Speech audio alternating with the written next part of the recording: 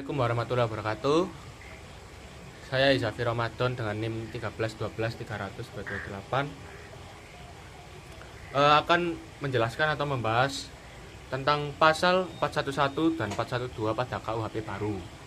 Nah, Kitab Undang-Undang Hukum Pidana atau KUHP baru ini yang bertuang dalam Undang-Undang Nomor 1 Tahun 2023 merupakan pembaruan dari hukum pidana nasional yang menggantikan KUHP yang lama,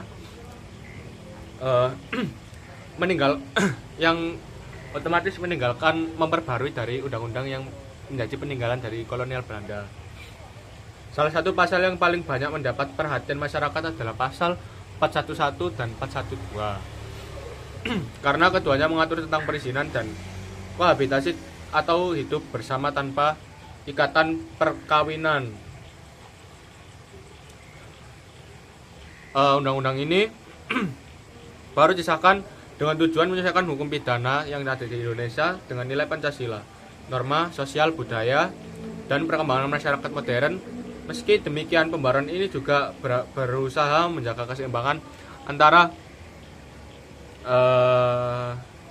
perlindungan moral publik dan hak privasi warga negara.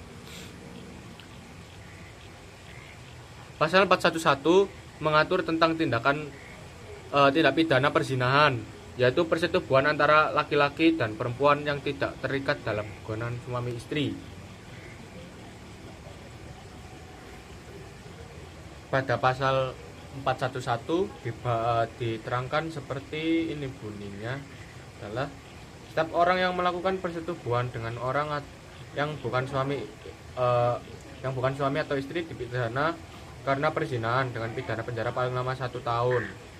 Kemudian terhadap tindak pidana sebagaimana dimaksud pada ayat 1 tidak dilakukan penentuan kecuali atas pengaduan. Jadi pada pasal 411 ini merupakan delik aduan.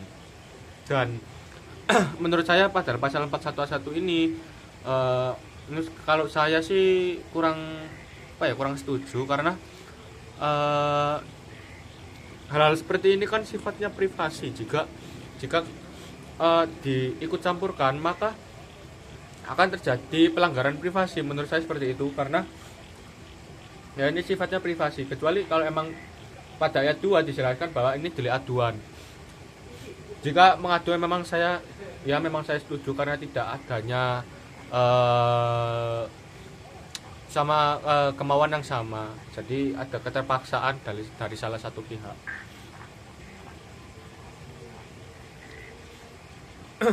Kemudian yang ayat 3 terhadap pengaduan sebagaimana dimaksud pada ayat 2 tidak berlaku ketentuan sebagaimana dimaksud dalam pasal 25, pasal 26 dan pasal 30. Kemudian ayat 4, pengaduan dapat ditarik kembali selama pemeriksaan di sidang pengadilan belum dimulai. Oke, kita lanjut pada pasal berikutnya, yaitu pasal 412. Oh iya, tambahan untuk pasal 411, siapa yang berhak mengadu jika pelaku sudah menikah atau suami atau istri yang sah, kemudian jika pelaku belum menikah atau orang tua atau anak. Jadi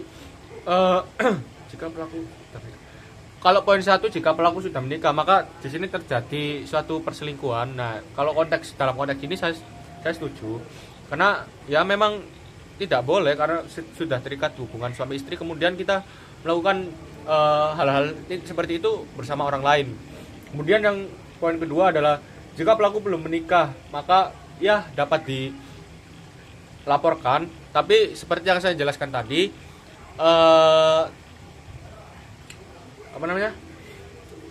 jika salah satu pihak tidak setuju, maka hal tersebut dapat dilaporkan, itu saya setuju. Tapi kalau emang konteksnya adalah merambah ke ranah privasi, saya kurang setuju.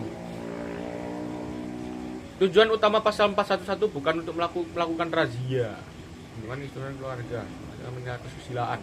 Jika memang tujuan utama pasal 11 bukan untuk melakukan razia atau pengawasan moral secara umum, itu saya setuju. Jika memang untuk alasan melakukan razia, itu salah sih menurut saya, karena ranahnya sudah privasi dan itu akan menjadi pelanggaran. Takut saya pada pasal 411 KUHP baru ini adalah disalahgunakan untuk ya melakukan razia atau masuk ke ranah privasi orang. Kemudian pasal 412. Pasal 412 mengatur tentang kohabitasi, yaitu perbuatan hidup bersama sebagai suami istri tanpa ikatan. Bunyinya pasal 412 adalah ayat 1, setiap orang yang melakukan hidup bersama sebagai suami istri di luar perkawinan dipidana dengan pidana penjara paling lama 6 bulan. Kemudian ayat 2, terhadap tindak pidana sebagaimana dimaksud pada ayat 1 tidak dilakukan penuntutan kecuali atas pengaduan. Jadi sama ya, ini menurut pengaduan ini adalah pengaduan. Menurut saya pada ayat 1 ini, pada ayat 1 pasal 412 ini saya setuju karena kalau kata anak-anak sekarang namanya living together. Jadi hidup bersama di luar ikatan perkawinan. Nah, menurut saya ini sebuah hal yang tabu, apalagi ini kan di masyarakat di budaya Indonesia tidak terbiasa dengan hal-hal yang seperti itu. Jadi akan menimbulkan suatu kontroversial jika dilakukan oleh dua orang yang di luar perkawinan kemudian ada hidup bersama. Nah, ini saya setuju ya, karena itu tadi kurang etis jika dilakukan di negara Indonesia. Saya tidak tahu budaya di luar untuk living together itu seperti apa. Tapi menurut pandangan sosial, hidup bersama ini tentu salah. Walaupun sifatnya mungkin privasi, tapi ya namanya hidup bersama harus menjalin sebuah perkawinan terlebih dahulu atau pernikahan seperti itu.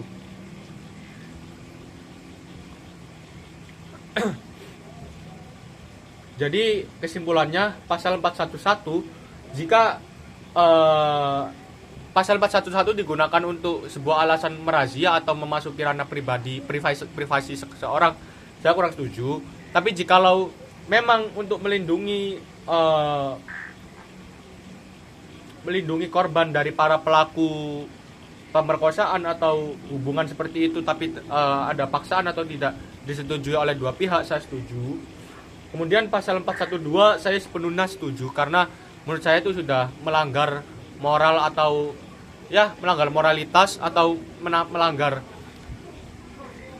budaya di Indonesia. Jadi menurut saya kurang etis jika konteks yang dilakukan pada 412 ini ada gitu, seperti itu. Ya, demikian dari saya atas pembahasan pasal 411 dan 412 pada KUHP yang baru. Sekian, terima kasih. Wassalamualaikum warahmatullahi wabarakatuh.